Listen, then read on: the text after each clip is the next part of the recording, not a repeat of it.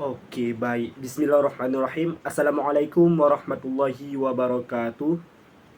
Baik, sebelumnya perkenalkan nama saya Nurul Afdal. Saya dari Prodi Teknologi Informasi. Di sini saya ingin membuat sebuah konten yang berisi tentang materi yang telah kami pelajari pada pertemuan-pertemuan sebelumnya pada MK struktur data. Baik, video ini adalah suatu tugas yang diberikan oleh dosen kami, dosen MK Struktur Data, di mana kami disuruh untuk menjelaskan materi-materi yang telah dosen kami jelaskan pada pertemuan-pertemuan sebelumnya. Baik, jadi di sini saya bersama kawan-kawan saya disuruh buat video materi yang pertama, yaitu terkait array. Nanti di video kita akan menjelaskan apa itu array. Kemudian array dibagi dua, ada array satu dimensi, kemudian ada array dua dimensi, dan selanjutnya ada structure. Nah, nanti saya akan menjelaskan apa itu definisi dari structure dan kapan structure itu dibutuhkan. Kemudian ada lagi materi tentang rekursif. Ya, nanti akan saya berikan apa itu pengertian dari rekursif serta contoh dari rekursif. Kemudian yang terakhir ada materi tentang searching, yaitu proses pencarian, di mana proses pencarian dalam program kita nanti akan dibagi dua. Yang pertama ada sequential search, dan yang kedua ada binary search. Oke, langsung saja kita masuk ke materi. Jadi yang pertama ada array. Array merupakan sekumpulan data yang mempunyai tipe data yang sama. Nah, dalam array itu mempunyai suatu nama, kemudian ada tipe data, kemudian ada jumlah elemen. Jadi, pada array itu sudah pasti ada suatu nama. Nah, nama tersebut bisa saja tergantung permintaan atau tergantung kebutuhan si pembuat. Jadi biasanya pembuat membuat nama array ini dengan sebuah nama unik. Kemudian ada tipe data. Jadi dalam array tersebut nih, si pembuat nih harus tahu dulu array tersebut akan menyimpan data dalam bentuk apa. Jika si pembuat ini ingin menyimpan data dalam bentuk angka, maka tipe data yang digunakan adalah integer. Kemudian jika si pembuat ini ingin menyimpan suatu data dalam bentuk nama, maka dia akan menggunakan tipe data string. Nah, kemudian selanjutnya dalam array itu ada jumlah elemen. Karena saat kita membuat suatu array akan diminta berapa jumlah elemen yang akan kita gunakan. Nah, jadi di situ kita harus bisa melihat berapa elemen nantinya akan dibutuhkan agar kita bisa mengisi nilai pada elemen-elemen yang telah kita buat tadi. Nah, kemudian perlu diingat, indeks dari suatu array selalu dimulai dari 0 dan selalu berakhir dengan n kurang 1. Selanjutnya, array dibagi menjadi dua. Yang pertama ada array satu dimensi. Array satu dimensi yaitu suatu array yang hanya mempunyai satu indeks, yaitu indeks baris, di mana setiap nilai-nilai dari elemen akan disimpan dalam suatu baris. Selanjutnya ada array dua dimensi. Array dua dimensi yaitu array yang mempunyai dua indeks, yaitu indeks baris dan kolom. Nah, di sini data bisa disimpan dalam bentuk tabel. Ada indeks kolom dan indeks baris. Baik, di sini saya akan menjelaskan lebih lanjut terkait array satu dimensi dan array dua dimensi. Sebelumnya kita harus tahu dulu apa sih perbedaan dari integer x dengan integer x dalam kurung siku 3. kita harus tahu dulu ini apa perbedaan. Jadi integer X ini adalah suatu variabel biasa. Integer X adalah variabel biasa.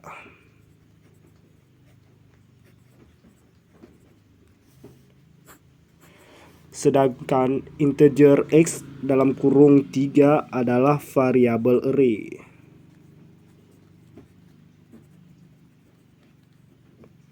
Nah, inilah contoh variabel array, di mana integer X ini adalah suatu nama array, kemudian diikuti dengan jumlah elemennya. Ini di sini saya mengisi 3, berarti nanti akan dibuat 3 jumlah elemen yang bisa diisi. Ini saya buat integer karena yang saya isi nanti adalah dalam bentuk angka. Berarti dapat kita simpulkan bahwa ketika kita membuat suatu array akan diminta yang pertama tipe data, kemudian nama array,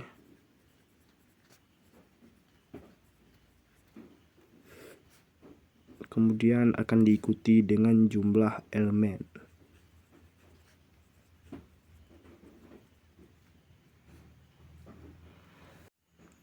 Nah, biar lebih jelasnya, kita langsung masuk ke materi array 1 dimensi. Contohnya, jadi di sini saya ingin membuat suatu array yang bisa menyimpan bilangan bulat. Jadi kita pakai tipe data integer. Kemudian kita buat nama array, misalkan saya di sini membuat nama array Y. Kemudian jumlah elemen saya isi 3. Jadi ketika sudah saya isi 3, jadi otomatis akan tersedia 3 jumlah elemen yang nantinya akan kita isi dengan nilai bilangan bulat. Perlu diingat, indeks dari suatu array selalu dimulai dari 0 dan akan berakhir dengan n-1. Jika kita membuat elemen 3, maka n-1 sama dengan 2.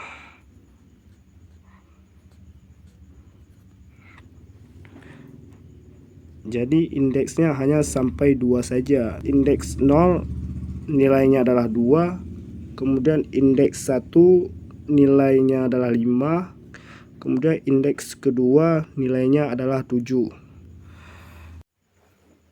Nah, kemudian ada array 2 dimensi.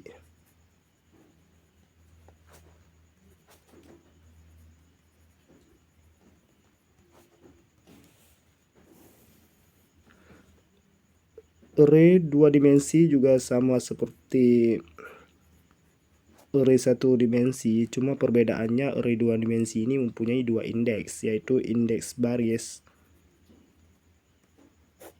dan indeks kolom. Jadi proses inisialisasi pada array 2 dimensi juga sama seperti proses inisialisasi pada array 1 dimensi, di mana nanti kita akan diminta tipe data yang akan kita buat. Di sini saya langsung buat saja integer.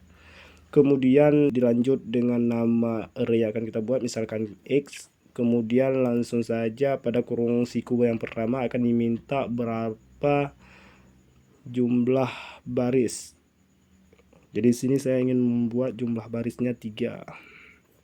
Kemudian pada kurung siku satu lagi akan diminta berapa jumlah kolom. Di sini saya ingin membuat jumlah kolomnya 2.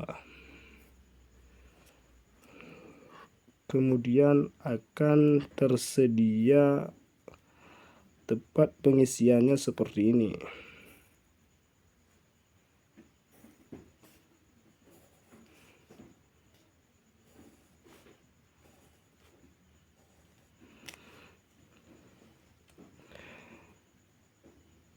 Nah, karena kita isi tadi baris dengan jumlah elemen 3, maka indeksnya hanya mencapai 2 saja, karena indeks dimulai dari 0. Dan karena saya isi jumlah elemen kolom dengan 2, maka indeks pada kolom hanya sampai 1 karena indeksnya dimulai dari 0. Di sini saya akan mengisi nilai berurutan 1, 2, 3, 4, 5, 6. Nah, berarti ini adalah indeks kolom dan ini adalah indeks baris. Mungkin cukup sekian penjelasan dari array. Kemudian langsung saja kita lanjut ke materi yang kedua, yaitu structure. Structure adalah kumpulan variabel dengan tipe data yang berbeda yang dikelompokkan bersama dalam suatu unit. Jadi structure ini digunakan untuk menggabungkan beberapa tipe data yang berbeda untuk menjadi suatu kesatuan. Nah, structure juga bisa kita bilang sebagai kumpulan elemen data yang digabungkan, kemudian dapat menyimpan variabel-variabel dalam suatu nama. Masing-masing elemen data dikenal dengan sebutan field, dan field tersebut dapat memiliki tipe data yang sama maupun berbeda. Jadi di sini peran structure adalah menggabungkan tipe data yang berbeda. Jadi contoh penggunaannya seperti misalkan kita membuat suatu kelompok tipe data yang berbeda. Misal di sini kita ingin menggabungkan nama, NIM, sama alamat. Jadi nama dan alamat sudah pasti tipe datanya sama, yaitu string. Pas kita isi NIM itu kan angka. Jadi pas kita isi NIM otomatis tipe data yang digunakan adalah integer dan tidak bisa kita gunakan string. Jadi disinilah fungsi atau peran penting dari structure. Dia bisa menggabungkan tipe data yang berbeda menjadi suatu kesatuan dalam suatu data. Oke, lanjut. Kemudian materi ketiga ada rekursif. Rekursif adalah teknik pemrograman di mana suatu fungsi memanggil dirinya sendiri untuk menyelesaikan suatu masalah atau menyelesaikan tugas yang lebih besar. Jadi, dalam Python, fungsi yang memanggil dirinya sendiri dinamakan sebagai fungsi rekursif. Nah, kemudian ada dua komponen utama yang penting dalam rekursif. Yang pertama ada kondisi basis. Ini adalah kondisi untuk bisa memberhentikan kondisi rekursif yang sedang berjalan. Jadi tanpa kondisi basis, rekursif akan menjadi tak terbatas dan dapat menyebabkan program berhenti atau overflow. Kemudian komponen kedua yaitu langkah rekursif. Ini adalah langkah-langkah yang akan diambil oleh fungsi rekursif untuk mendekati kondisi basis yang pertama tadi. Jadi setiap pemanggilan rekursif harus mengarah kepada masalah yang lebih sederhana atau masalah yang lebih kecil. Misalkan kita ingin memanggil rekursif 4, maka dia akan secara otomatis mengurangi dirinya sendiri dengan n kurang 1. Jadi jika kita memanggil rekursif 4, maka 4 dikali 3 dikali 2 dikali 1. Karena kondisi pertama 1, yaitu berarti sudah sampai lagi ke kondisi awal, maka program akan berhenti. Nah, kemudian bisa kawan-kawan lihat sudah saya buat sebuah program Python seperti ini. Jadi kawan-kawan bisa melihat program Python yang sudah saya buat, def function dalam kurung n, if n sama dengan 0, retur 1 adalah kondisi basis yang pertama. Kemudian else, retur n dikali faktorial n kurang 1, ini merupakan langkah rekursif. Kemudian kita ingin memanggil result faktorial rekursif 5, kemudian print result. Nah, pada contoh ini, fungsi faktorial menghitung faktorial dari suatu angka n.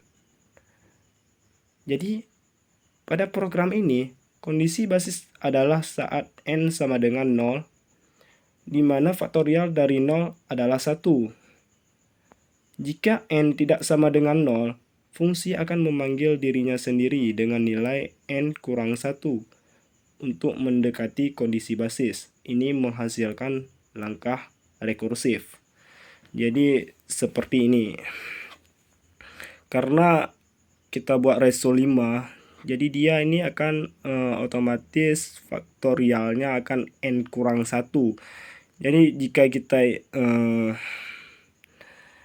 faktorial yang kita panggil ini 5, maka akan dikalikan n kurang 1. Jadi 5 kurang 1 sama dengan 4. Jadi otomatis langsung dikalikan 4, dan 4 dikurang 1 lagi menjadi 3. Begitulah seterusnya sehingga sampai ke 1, karena kondisi basis yang pertama adalah return 1.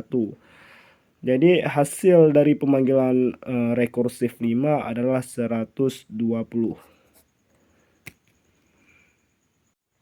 Kemudian materi terakhir adalah searching. Searching adalah pencarian. Jadi pencarian yang dimaksud di sini adalah tindakan untuk mendapatkan suatu data dalam kumpulan data berdasarkan suatu kunci atau acuan data. Jadi bisa dibilang pencarian ini adalah suatu proses untuk mendapatkan suatu data yang ingin kita temukan dalam suatu kumpulan data yang dalam jumlah banyak. Nah, searching ini dibagi menjadi dua. Yang pertama ada sequential search, kemudian yang kedua ada binary search. Jadi yang pertama saya akan membahas tentang sequential search. Sequential search. Sequential search atau pencarian beruntun adalah metode pencarian di mana proses pencariannya yaitu membandingkan setiap elemen array satu persatu secara beruntun dimulai dari elemen pertama hingga elemen terakhir sampai elemen yang dicari ditemukan. Jadi sudah saya buat contoh seperti ini. Sini sudah ada data-datanya. Kemudian kita ingin mencari nilai 10 pada data-data yang banyak ini. Jadi kalau cuma diharapkan hanya menyatakan ada atau tidaknya, maka pemeriksaan dilakukan terhadap indeks 0 sampai 7 dan ditemukan pada indeks 0 dan indeks 4. Maka akan keluar pesan nilai 10 ditemukan. Jadi kalau diharapkan adalah menampilkan seluruh data dan posisi indeksnya, maka pemeriksaan dilakukan terhadap seluruh data yang ada pada kumpulan data ini. Jadi pemeriksaan akan dilakukan pada 15, 9, 3, 10, 25, 30, dan 40. Pada saat pemeriksaan dilakukan dan ternyata sama, maka posisi data yang sama tersebut akan disimpan dalam variabel tipe data dan hitung banyaknya data yang sama, sehingga akan tampil pesan bahwa 10 ditemukan sebanyak